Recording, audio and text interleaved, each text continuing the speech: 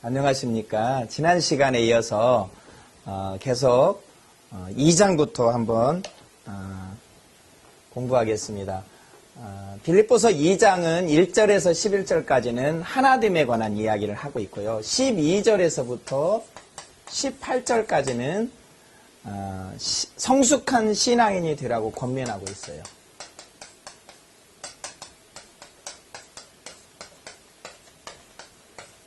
성숙한 신앙인. 자, 성숙한 신앙인에 대해서 이야기하면서요. 12절에 보니까 두렵고 떨림으로 구원을 이루라. 그렇게 이야기하죠. 그 다음에 우리 안에 소망을 두시고 행하시는 하나님의 기쁘신 뜻을 이루라. 이게 이제 13절이에요. 그 다음에 14절은 모든 일을 원망과 시비가 없이 하라. 결국 성숙한 거죠. 모든 일을 원망과 시비가 없이 하는 게 성숙한 거죠.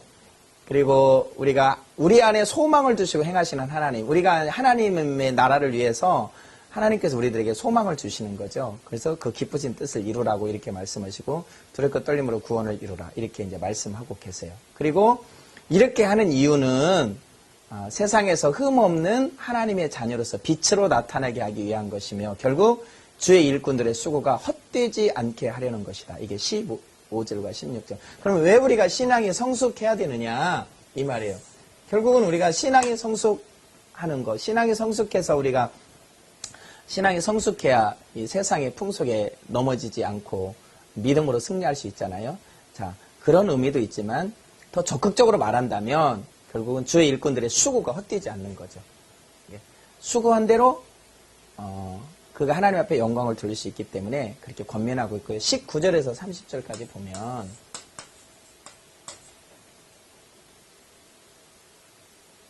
성숙한 신앙인에 대해서 19절에서 30절은 하나님의 일꾼들에 대해서 기쁨으로 영접하라. 하나님의 일꾼에 대해서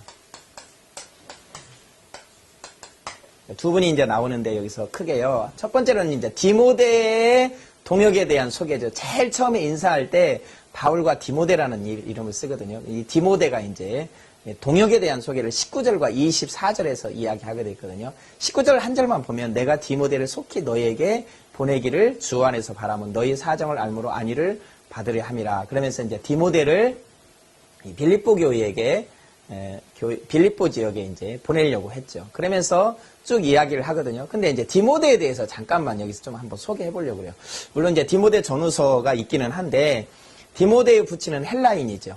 모치는 유니게라는 기독교로 개종한 경건한 유대인이었죠.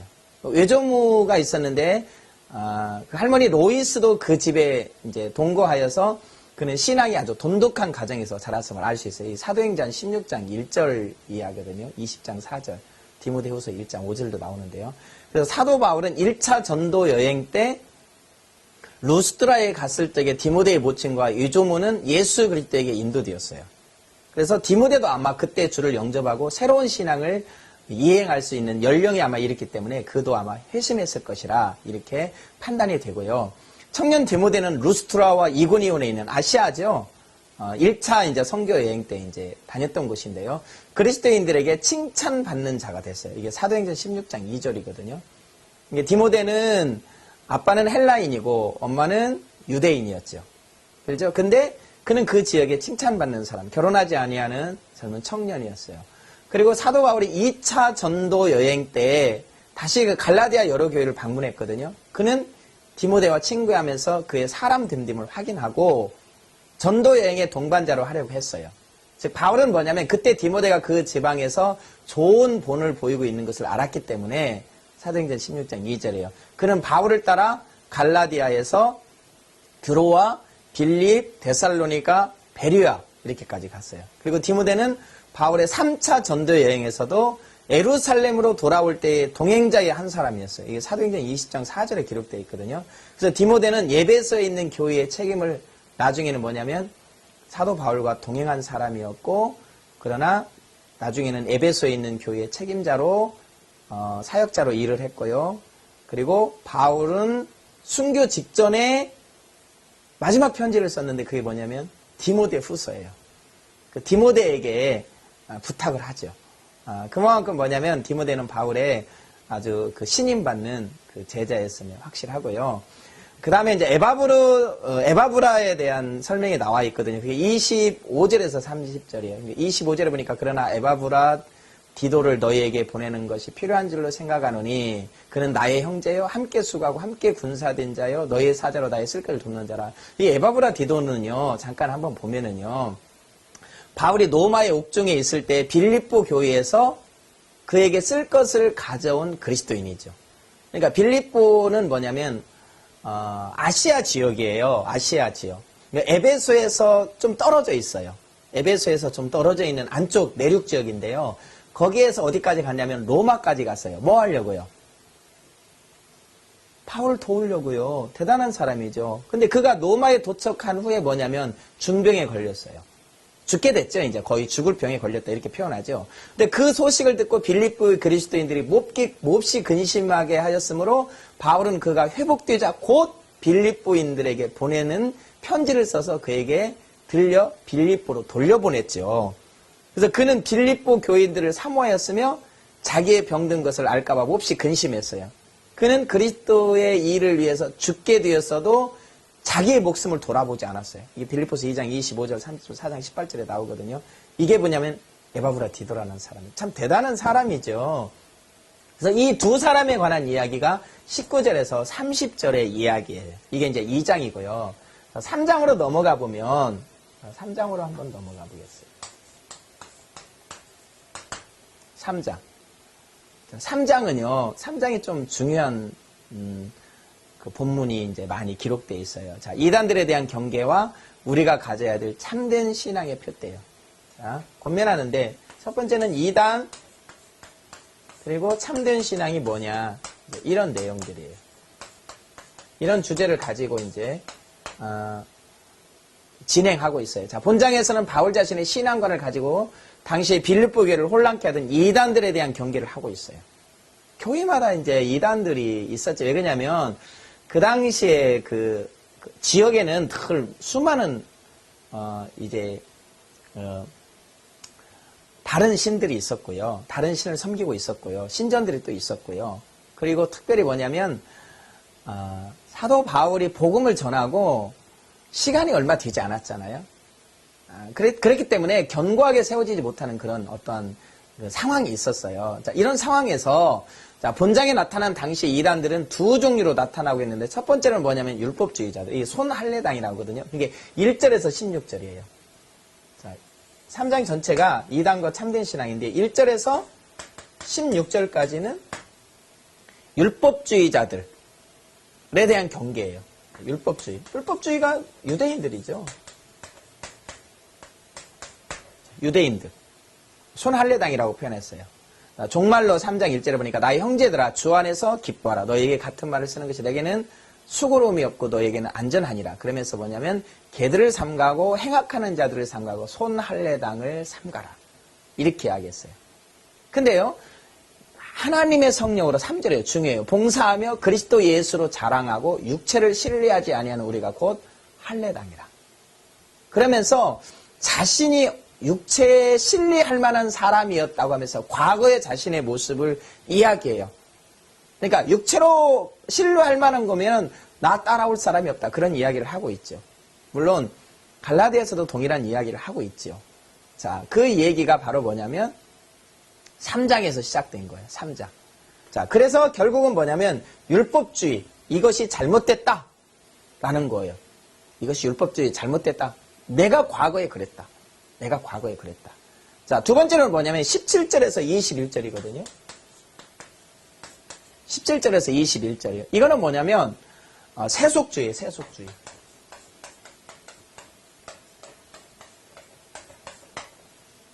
사탄은 창세기 3장 4절 이후에 이 사람들을 유혹했죠.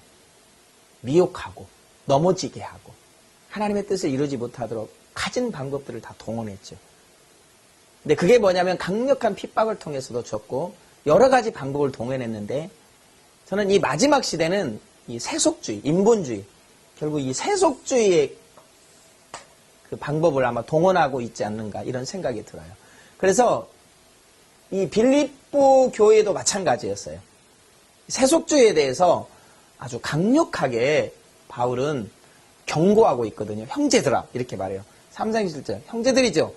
너희는 함께 나를 본받으라 이렇게 이야기하면서 또 우리로 본을 삼은 것 같이 그대로 행하는 자들을 보이라 이렇게 말했어요. 내가 18절이에요. 여러 번 너에게 말하였거니와 뭐라고 말하냐면 이제도 눈물을 흘리며 말하노니 여러 사람들이 그리스도의 십자가의 원수로 행하느니라. 그리스도의 십자가에 눈물을 흘리며 말한다는 거예요. 저희의 마침은 멸망이요 저희의 신은 패요 그 영광은 저희의 부끄러움이고 땅의 일을 생각하는 자라. 오직 우리의 시민권은 하늘에 있는지라 거기로서 구원한 자고 주 예수 그리스도를 기다려. 자, 2장에 이야기했죠. 주라는 표현을 썼잖아요. 주 이런 표현을 썼잖아요. 그러니까 그래서 바울은 주 하나님의 뜻 앞에 모든 자기를 굴복하고 그분의 영광이 뭐냐면 자기 비전이었죠. 근데 뭐냐면 이 세속주의는 뭐냐면 이 빌립보 교회에 세속주의가 들어왔는데 이들은 뭐냐면 그들의 신은 배라는 거예요. 그들의 영광은 뭐냐면 저희의 부끄러움이 있다는 거예요. 왜냐하면 땅의 일을 생각한다. 너희의 시민권은 하늘에 있다. 그러면서 경고하고 있어요. 멋있죠? 자, 두 번째로 뭐냐면 우리들이 가져야 될 참된 신앙의 표대에 관한 이야기를 하고 있어요. 우리들이 가져야 될 참된 신앙의 표대. 자, 이거는요 비슷한 거예요. 자, 세속주의는 표대가 뭐냐면 세상이죠. 근데 사도 바울이 말하는 빌립보 교인들을 향해서 외치는 표대는요 따로 있죠. 그게 뭐냐면 하늘의 시민권이 있는 거잖아요. 하나님 뜻이에요. 크게 말한다면 그래요. 자, 바울은 이단들을 경계하면서 한편으로는 우리가 가져야 할 참된 신앙의 표대를 자신의 신앙관을 중심으로 해서 설명하고 있죠. 그래서 바울은 성도들에게 자신을 본받으라고 부탁하고 있으면서 17절. 그러면 바울의 신앙관은 어떤 것인가? 첫 번째 보면 우리에게 있어서 가장 중요한 것은 외형적인 자랑거리가 아니라는 것이죠. 그래서 예수 그리스도를 알고 그를 얻고 그 안에서 발견되는 것이다. 바울도 자기 자신도 전에는 육체적인 외형적인 것으로는 자랑했으나 그리스도를 알고 나서는 그런 것들을 모두 배설물처럼 여겨버렸다. 이게 4절에서 9절까지 이야기예요. 4절에서 모두 다 배설물로 여겼죠. 전에 그의 자랑거리가 뭐냐면 다 배설물로 여겼어요. 왜 그러냐면 그리스도 안에서 자기가 발견되는 것, 그리스도를 아는 것이 가장 고상한 것이라는 것을 알았기 때문에 그래요. 자, 그 다음으로 보면 우리가 의롭게 되는 것은 육체적인 형식에 있는 것이 아니라 오직 그리스도를 믿음으로 되는 것이다. 이게 이제 의로움에 관한 이야기예요.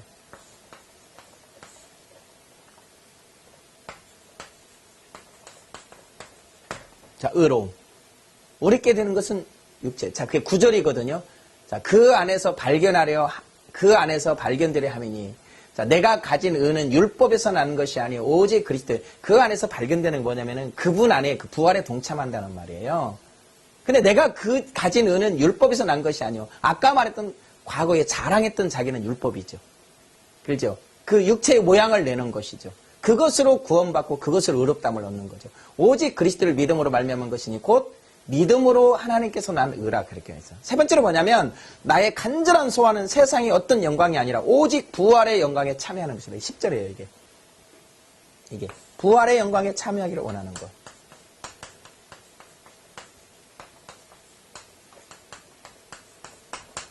부활의 영광에 참여하기를 원하는 것. 내가 그리스도와 그 부활의 권능과 그 고난에 참여함을 알려요 그의 죽으심을 본받았다. 부활의 권능과 그 고난에 참여함을 알려하여 어찌하든지 죽은 자 가운데서 부활에 이르려 하노니 어찌하든지 죽은 자 가운데서 부활에 이르려 하노니 이렇게 이야기하고 있어요. 네 번째로는 나의 인생의 표대는 세상의 영광이 아니라 하나님이 위에서 부르신 부르심의 상을 얻는 것이다. 오늘 주제죠. 위에서 부르신 부르심의 상. 부활의 영광, 부르심의 상. 부활의 영광이 있고 부르심의 상이 있죠. 자, 전에 다 설명드렸어요. 3장 14절을 보면 이게 13절, 14절 내용인데 표대를 향하여 그리스도 예수 안에서 하나님이 위에서 부르신 부름의 상을 위하여 쫓아가노라. 이거예요. 네 번째는 뭐냐면 하늘의 시민권을 가진 자로서 강림하실 주님과 그때 나타날 우리의 영광스러운 변화를 기다리는 거예요. 20장 20절 21절이에요. 영광스러운 변화예요. 영광스러운 부활하는 거죠. 우리의 몸이 변화되죠. 완전한 몸으로 변화되는 거잖아요. 자, 이것에 관한 이 변화를 기다려야 된다고 말하고 있어요. 오직 우리의 시민권은 20절 3장 하늘에 있는지라 거기로서 구원한 자고 예수 그리스도를 기다리니 그가 만물을 자기에게 복종케 하실 수 있는 자의 역사로 우리의 낮은 몸을 자기의 영광의 몸의 형체와 같이 병케 하시리라. 그렇게 이야기하고 있어요. 자, 3장을 정리해보면 간단해요. 첫 번째는 뭐냐면 1절에서 15절까지는 뭐냐면 이단, 그 다음에 참된 신앙이 뭐냐? 라는 표현이에요. 그렇죠? 자, 3장 전체가 이단과 참된 신앙이거든요. 1절에서 16절까지는 율법주의에 관한 이단, 17절에서 20절 세속주의. 세속주의가 굉장히 무서운 거 아시죠? 그래서 이거를 뭐냐면 내가 너희를 눈물을 흘리며 전에부터 말을 했다. 그래서 뭐냐면 십자가의 너희들의 원수로, 이게 뭐냐면 세속주의가 그러는 거예요. 이게 십자가의 원수로 살아가는 것이다. 라고 이야기해요. 그러면서 뭐냐면 표대를 이야기해요. 표대. 나의 표대는 뭐냐? 부르심의 상을 향해서 가는 거잖아요. 자, 의롭게 되는 게 뭐냐? 율법으로 된 게 아니다. 그죠? 그 부활의 영광에 참여하기를 원하고 부르심의 상을 향해 쫓아간다. 그리고 마지막에 내가 변화될 것이다. 이 이야기를 하면서 3장에 관한 이야기를 하고 있어요. 우리가 부르심에, 우리가 하나님 나라의 그 영광, 의롭게 되고 우리가 변화되기 때문에 너희는 이 율법주의와 세속주의, 이걸로 율법주의에서 구원받지 않는다. 세속주의를 주의해라. 이러면서 뭐냐면 우리가 그 변화되고 하나님의 그 상급을 향해서 가라. 땅의 거 너희의 신은 배가 되지 않도록 해라. 우리의 시민권은 하늘에 있다. 그러면서 뭐냐면 이걸 설명하고 있는 내용이 바로 뭐냐면 3장이에요.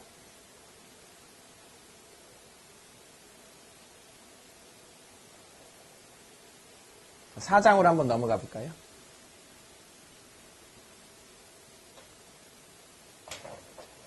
그래서 이 빌립보서는 3장의 그 중심적인 장이라고 볼 수 있고요. 4장으로 내놓으면 결론적인 이제 결론이거든요. 4장은 이제 결론을 이야기하고 있어요. 결론적인 권면에 관한 이야기를 해요. 결론적인 권면. 자, 첫 번째는 뭐냐면 주 안에서 서라 이렇게 이야기하죠. 이와 같이 주 안에서 서라 이야기하고, 두 번째로는 뭐냐면 2절인데 2절에 유디아와 순두계라는 두 여인이 있거든요. 두 여인이 뭐냐면 같은 마음을 품으라. 왜냐면 주 안에서 같은 마음을 품으라 2절의 이야기는 하나 되지 못했죠. 자, 그래서 같은 마음을 품으라 이렇게 말씀을 하시고 계시고요. 3절에 보니까 복음을 위해서 함께 수고하는 부녀들과 동역자들을 도우라. 그런 권면을 해요. 4절과 5절에 보니까 주 안에서 항상 기뻐하고 모든 사람들에게 관용하라. 그리고 그렇게 말을 하는데 4절에 기뻐하라고 그러고 5절에 관용하라고 그러죠. 그리고 6절과 7절을 보면 아무것도 염려하지 말고 모든 일에 기도와 간구로 하나님께 감사하라. 우리가 많이 외우죠? 아무것도 염려하지 말라. 이렇게 권면하고 있고요. 8절에 보니까 어떤 일에든지 인정받고 칭찬받는 자들 되라. 그래서 8가지 주제에 대해서 이야기하거든요. 그래서 정말로 형제들아 무엇이든지 참되며 무엇이든지 경건하며 무엇이든지 오르며 무엇이든지 정결하며 사랑할 만하며 무엇이든지 칭찬하며 무슨 덕이 있든지 기름이 있든지 이것들을 생각하라. 이렇게 말을 했어요. 자, 9절에 보니까 내가 배우고 받고 듣고 본 바를 행하라. 그렇게 권면하죠. 너희는 내가 배우고 받고 듣고 본 바를 행하라. 그렇게 말했어요. 그 다음에 10절에서 20절을 바울은 여기서 바울 자신에 대한 빌립보 교인들의 헌신에 대해서 감사하면서 그들의 헌신이 하나님께서 풍성히 채워질 걸 축복해요. 그러면서도 자신은 어떤 상황에서도 감당할 수 있는 능력이 있다는 것을 말하고 있어요. 사도로서의 자세를 흐트러뜨리지 않는 모습을 보여주고 있죠. 자, 그래서 4장 10절에 내가 주 안에서 크게 기뻐하면 너희가 나를 생각하던 것이 이제 다시 싸게 내미니 너희가 또한 이를 위하여 생각은 하였으나 기회가 없었느니라. 11절 내가 궁핍함으로 말하는 것이 아니라 어떠한 형편이니 내가 자족하기를 배웠노니 내가 비천에 처할 줄도 알고. 12절이에요. 풍부에 처할 줄도 알아. 모든 일에 배부르며 배고픔과 풍부와 궁핍도 일체의 비결을 배웠노라. 이렇게 말했어요. 그러면서 유명한 4장 13절 이야기를 해줘. 내게 능력 주신 자 안에서 내가 모든 것을 할 수 있느니라. 하나님의 이 사역을 감당하는데 수많은 어려움이 있었죠. 배고픔도 있었죠. 그 중에. 근데 뭐냐면 여기에서 일체의 비결들을 다 배웠다라는 거예요. 그래서 하나님이 뭐냐면 이런 문제들이 어떤 때는 해결이 돼서, 예를 들면 배고픔의 문제가 해결이 돼서 돈이 와서 물질이 와서 우리가 이것들을 이길 수도 있지만, 그러나 그러지 않았을 때도 사도 바울은 그것들을 잘 견디며 이 사역에 어려움 없이 갈 수 있었다라는 것이에요. 그게 바로 뭐냐면 하나님이 주시는 능력, 그 그리스도 안에서 모든 것을 할 수 있었다라고 고백하고 있어요. 그러나 그럼에도 불구하고 너희들이 내 괴로움에 함께 참여했으니 잘하였다. 괴로움에 참여했다는 것은 뭐냐면 물질적인 도움도 있었고, 물론 감옥에 있을 때 거기에 참여했다는 의미도 있어요. 그러나 고린도 교인들, 빌립보 교인들은 뭐냐면 여기에서 이야기할 때는 물질을 도운 거예요. 이게 15절에 보니까 빌립보 사람들아 너희도 알거니와 복음의 시초에 내가 마게도냐를 떠날 때 주고받는 이 일에 참여한 교회가 너희 위에 아무도 없었느니라. 데살로니가 있을 때도 너희가 한두 번 나의 쓸 것을 보내노라. 이 16절이에요. 내가 4장 17절 내가 선물을 구함이 아니요. 그쵸? 오직 너희에게 유익하도록 과실이 풍성하기를 구함이라. 자 18절에 내게는 모든 것이 있고 또 풍부한지라 에바브라 디두편에 너희의 준 것을 받음으로 내가 풍족하니 이는 받으실 만한 향기로운 재물이 하나님이 기쁘시게 한 것이다. 이렇게 말했어요. 자, 그러면서 그를 축복하죠. 19절에 나의 하나님이 그리스도 예수 안에서 영광 가운데 그 풍성한 대로 너희 모든 쓸 것을 채우시리라. 하나님 곧 우리 아버지께 세세 무궁토록 영광을 돌릴지어다. 아멘. 그러면서 마지막 인사를 하는데 21절과 23절이에요. 마지막 인사. 주 예수 그리스도의 은혜가 너희 심령에 있을지어다. 이렇게 이야기하거든요. 그러면 각 장에서 나타나고 있는 천국의 다양한 표현들을 보면 1장 6절에 보니까 뭐예요? 그리스도 예수의 날까지 이루실 줄을 우리가 확신하는. 그리스도 예수의 날이 언제예요?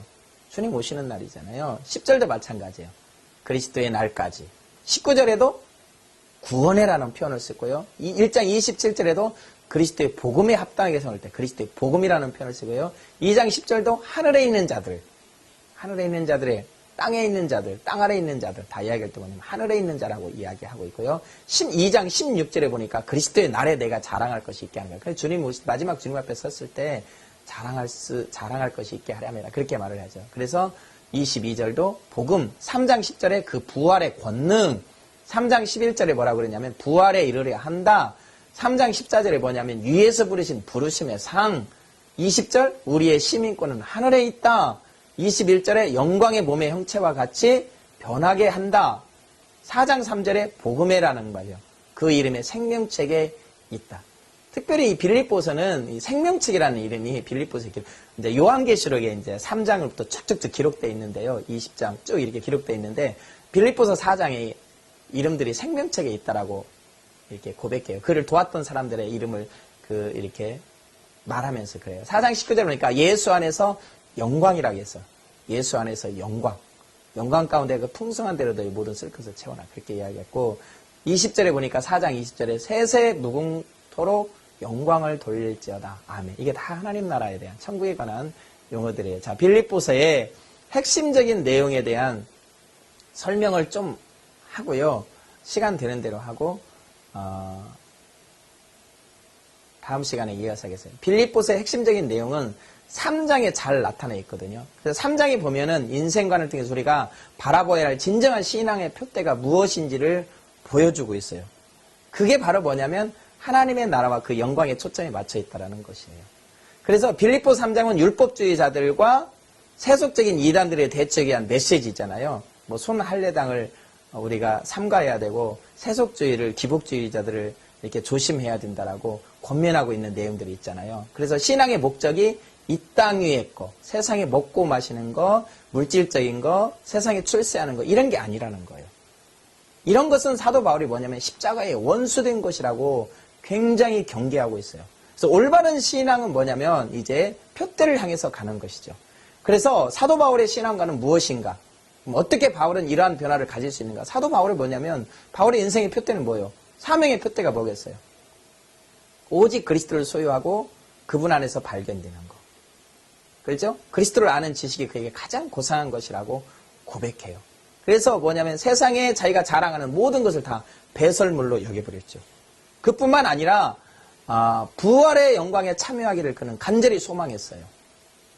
자, 그랬죠? 그는요. 그 다음에 세 번째로 뭐냐면 하나님의 부르심의 상. 그러니까 세상의 어떤 영광이나 칭찬이나 땅에 있는 영광이 아니라 하늘의 위에서 부르신 부르심에 그 하늘에서 얻을 상을 위해서 사는 것이 자신의 표대고 목표라고 이야기하고 있어요.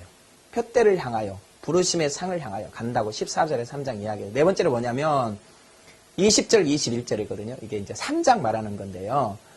이게 자신의 그 꿈, 자신의 그 변화될 것이잖아요. 자신이 변화되는 건데 이 위의 내용을 보면은 이 네 가지로 설명하고 있어요. 주님을 소유하고 그분에게 발견되는 것, 어떻게 하든지 부활의 영광에 참여하기를 원하는 것, 하나님 나라에 들어가서 얻게 될 영광과 상, 그리고 주의 오심과 그때의 변화를 자신의 영광스러운 상태에 대해서 이야기하고 있어요. 정리하면 그래요. 그러면 바울을 이렇게 변화시킨 근본적인 배경이 뭐겠어요?